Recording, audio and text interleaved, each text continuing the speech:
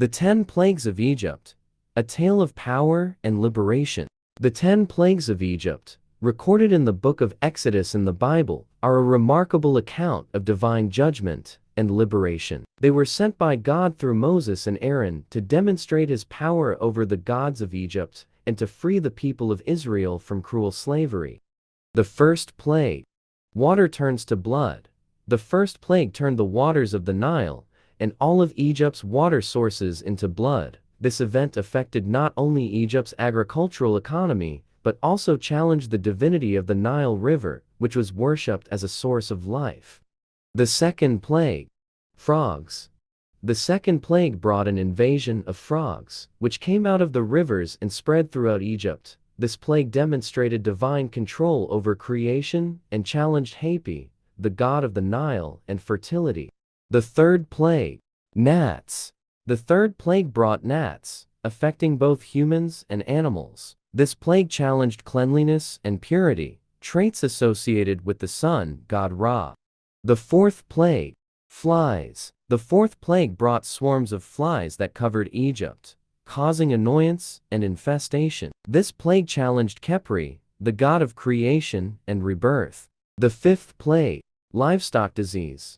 The fifth plague resulted in the death of Egypt's livestock, while Israel's livestock was spared. This plague challenged Hathor, the goddess of love, joy, and protection of cattle. The sixth plague. Boils. The sixth plague brought painful boils upon the Egyptians, affecting their health and well-being. This plague challenged Sekhmet, the goddess of healing and disease. The seventh plague. Hail.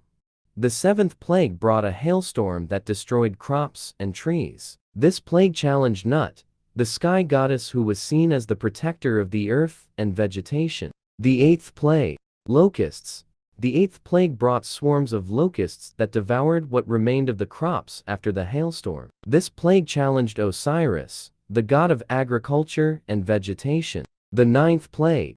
Darkness. The ninth plague involved a dense darkness that covered Egypt for 3 days, except in the areas where the Israelites lived. This plague challenged Ra, the sun god, and one of Egypt's supreme deities. The 10th plague. Death of the firstborn. The 10th and final plague brought death to the firstborn in every Egyptian household, from the pharaoh's son to the prisoners in the dungeons. This plague challenged the protection and authority of the pharaoh, who was considered a divine figure. These plagues not only demonstrated God's sovereign power over nature and the gods of Egypt, but also served as a judgment against the oppression of the people of Israel. After the 10th plague, the Pharaoh finally allowed Moses and the Israelites to depart, leading to their liberation and exodus. The 10 plagues of Egypt continue to stand as a powerful testament to God's justice, his ability to protect his people, and his commitment to the liberation of those who cry out for justice and freedom.